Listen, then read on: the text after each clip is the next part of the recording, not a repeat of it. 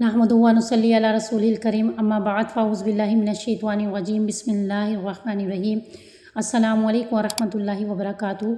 سامعین، آج ہم بات کریں گے کہ اصل کامیابی کیا ہے، اصل کامیابی کسے کہتے ہیں اور اصل کامیابی کیسے ملتی ہے۔ ہم سمجھتے ہیں کہ دنیا حاصل کر لینا اصل کامیابی ہے، دنیا کے پلاٹ، دنیا کے مکان، دنیا کی شہرت، عزت، کامیابی، ترقی کو ہم اصل کامیابی سمجھتے ہیں، جبکہ اصل کامیابی یہ ہے کہ چہرہ کفن میں چھپے اور رب کو پسند آ جائے۔ اصل کامیابی رب کو پا لینے میں ہے، اصل کامیابی اللہ کے راستے میں ہے، اصل کامیابی اللہ کی محبت میں ہے، اصل کامیابی اللہ کی رضا میں ہے۔ اصل کامیاب انسان وہ ہو گیا جس نے رب کو پایا، اس نے سب کچھ پا لیا، اور جس نے رب کو کھو دیا اس نے سب کچھ ہی کھو دیا۔ آیا کہ یہ اصل کامیابی ہمیں کیسے ملے گی، یہ کیسے، کن راستوں پر چلنے سے ملے گی؟ ہم سوال کرتے ہیں کہ یہ اصل کامیابی کیسے ملتی ہے، تو قرآن اور حدیث کی روح سے اصل کامیابی تیاری کرنے والوں کو مل جاتی ہے۔ اور وہ تیاری ہم کیسے کریں گے؟ وہ کامیابی کے 4 سوال ہیں، اصل کامیابی حاصل کرنے کے 4 سوال، اور ان سوالوں کی جس نے تیاری کر لی وہ آخرت کے 4 سوال ہیں۔ جن لوگوں نے آخرت کے 4 سوال اور قبر کے 3 سوالوں کی تیاری کر لی وہ کامیاب ہو گئے۔ وہ سننے میں تو بہت ایزی، بہت آسان لگتے ہیں کہ آخرت کے یہ 4 سوال ہیں، قبر کے یہ 4 سوال ہیں، لیکن جس نے تیاری نہیں کی ہوگی اس کے لیے مشکل ترین سوال ہو جائیں گے۔ یہ 4 سوال اس کے لیے مشکل ترین سوال ہو جائیں گے۔ آیا وہ 4 سوال کون سے ہیں؟ پہلا سوال، لا تزول قدم عبد یوم القیامہ، کسی بندے کے قدم قیامت کے دن ہل نہ سکیں گے، حتی یسأل عن 4، جب تک وہ 4 سوالوں کے جواب نہ دے دے۔ وہ 4 سوال کون سے ہیں؟ نمبر 1، عن عمری فیما افناہ، عمر کے بارے میں پوچھا جائے گا کہ عمر کہاں گزار دی، عمر کن کاموں میں گزار دی، عمر اپنی زندگی کس مقصد میں گزار دی، اپنی زندگی میں کیا کرتا رہا ہے۔ تو ڈیپینڈ کرتا ہے انسان کی زندگی پر کہ جس مقصد پہ اس کی زندگی گزری ہوتی ہے نا، جس مقصد میں زندگی گزری ہوتی ہے، جن کاموں میں زندگی گزری ہوتی ہے، آخری فیلنگ وہی ہوتی ہے، آخری لمحات اس کے دل دماغ میں وہی کیفیت ہوتی ہے جس کیفیت میں اس نے زندگی گزاری ہوتی ہے۔ ایک ڈاکٹر کا انٹرویو لیا گیا کہ تمہارے سامنے کئی لوگ دنیا کو چھوڑ کر گئے ہیں، تو ہمیں موت کی کیفیت بیان کرے کہ موت کے وقت انسان کی کیا کیفیت ہوتی ہے۔ تو اس ڈاکٹر نے جواب دیا کہ ایک آدمی میرے سامنے مر رہا ہے، موت کا وقت ہے، نزا کا عالم ہے، آخری وقت ہے، اور اس کو ہم کہہ رہے ہیں کہ کلمہ پڑھ لیجئے، کلمے کی تلقین کر رہے ہیں، لیکن وہ مسلسل گالیاں دے رہا ہے، وہ مسلسل اس کی زبان پہ گالیاں ہیں، اور وہ گالیاں دیتا دیتا بغیر کلمہ پڑھے دنیا سے چلا گیا۔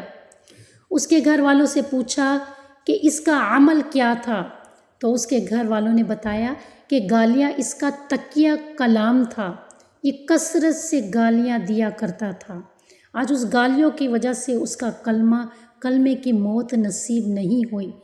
سوچئے کہ جو ہم زندگی میں عمل کرتے ہیں نا، ہماری زبان پہ اور دل پہ، وجود پہ وہی چھایا ہوا ہوتا ہے۔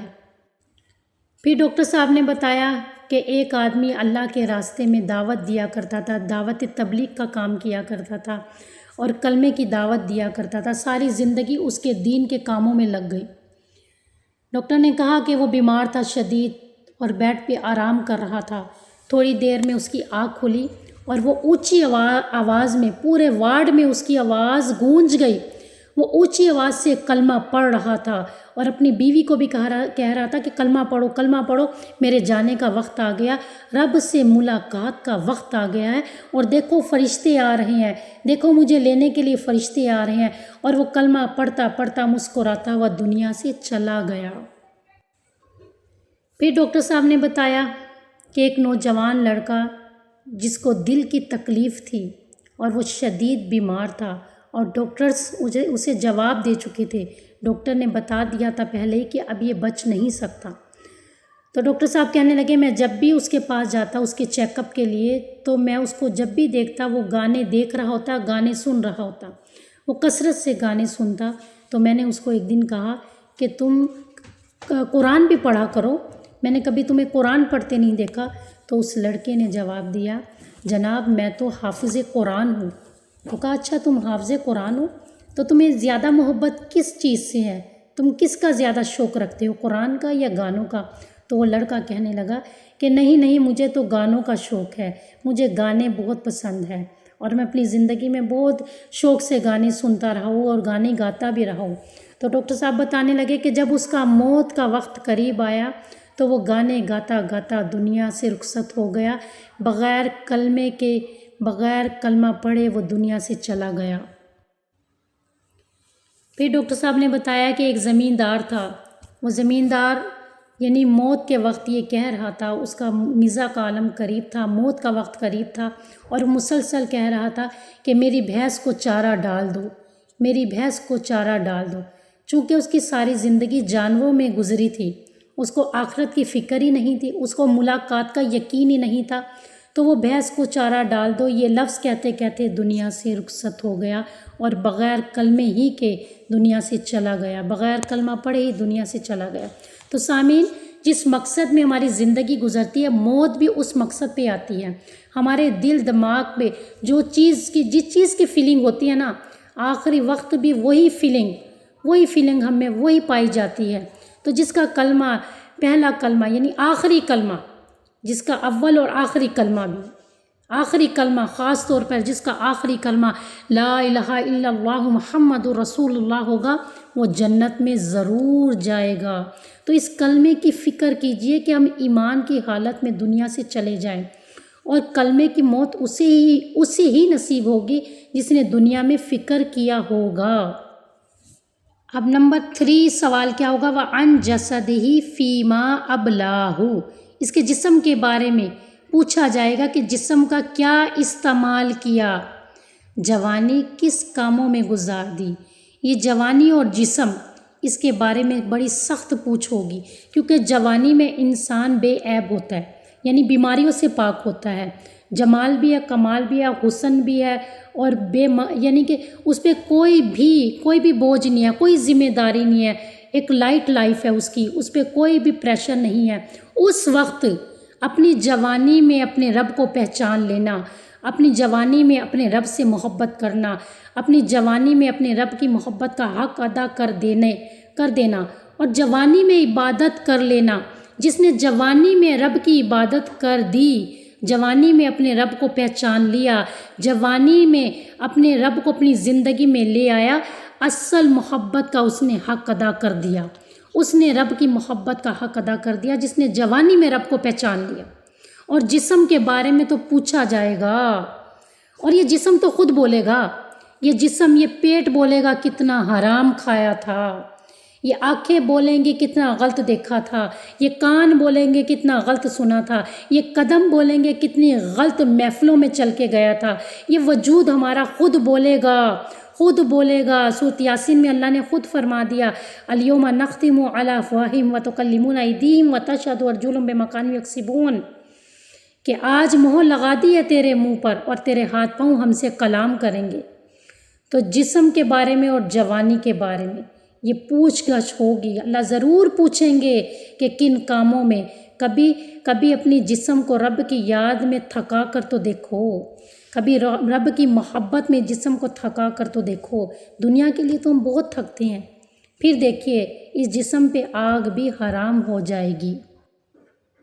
اچھا نمبر 3 وَعَنْ مَالِهِ مِنْ أَيْنَ اكْتَسَبَهُ وَفِيمَا وَضَعَهُ، اس کے مال کے بارے میں کہ کہاں سے کمایا اور کہاں خرچ کیا، یعنی مال کے بارے میں لازمی سوال ہوگا کہ کہاں سے کمایا تھا، یہ نہیں کہ حلال نہیں ملتا تو حرام کے طریقے سے کما لے۔ آج انسان کی یہی سوچ ہو گئی ہے نا کہ حلال رزق محدود ہے تو حرام کے ذریعے سے کما لے، تو اللہ کو حساب بھی دینا پڑے گا کہ کہاں سے کمایا تھا، کس راستے سے کمایا تھا، کمائی کیا تھی وفیما وضعہ، اور خرچ کہاں کیا تھا، اس مال کو اللہ کے راستے میں لگایا تھا یا شراب پی تھی یا گناہ کے کاموں میں یا دنیا کے کاموں میں لگایا تھا۔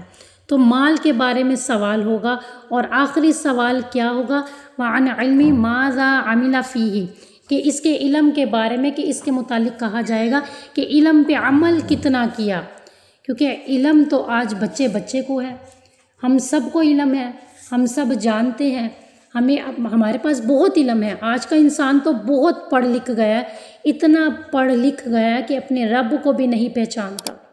اگر ہم پڑھ لکھ کر بھی، ہم علم حاصل کرنے کے بعد بھی اپنے رب کو نہ پہچان پائے تو پھر ہمارے علم کا کیا فائدہ؟ علم حاصل کیا اور عمل نہ کیا، علم تو سمندر ہو، عمل قطرہ بھی نہ ہو، تو حساب تو رب کو دینا پڑے گا نا۔ تو ان سوالوں کا ہم نے جواب ریڈی کرنا ہے دنیا میں۔ آخرت کے یہ 4 سوال، اور قبر کے من ربک ما دینک من نبیک۔ اب ہم تو بچپن سے سن رہے ہیں نا، من ربک ما دینک من نبیک، تیرا رب کون ہے، تیرا دین کیا ہے، تیرے نبی کون سے ہیں۔ تو ان سوالوں کا جواب تو وہی دے گا نا جسے دنیا میں صبح و شام اس کا وظیفہ کیا ہوگا، اس کا ورد کیا ہوگا، اس کے لیے تیاری کی ہوگی۔ رضیت باللہ ربا وبالاسلام دینا وبمحمد رسولا نبیا، اسی کی زبان پہ ہوگا نا کہ میرا رب اللہ ہے، میرا دین اسلام ہے، میرے نبی محمد مصطفیٰ صلی اللہ علیہ وآلہ وسلم ہے، جس نے تیاری کی ہوگی۔ تو اب ہم نے ان سوالوں کی تیاری کرنی ہے۔ جس نے ان سوالوں کی تیاری کر لی وہ کامیاب ہو گیا، اور جس نے ان سوالوں کی تیاری نہیں کی وہ ناکام ہو گیا۔ تو ہم نے ان سوالوں کی تیاری کرنی ہے تاکہ آخرت کے دن ہم سرخ رو ہو جائے، اپنے رب کو منہ دکھانے والے بن جائے۔ وما علینا الا البلاغ المبین۔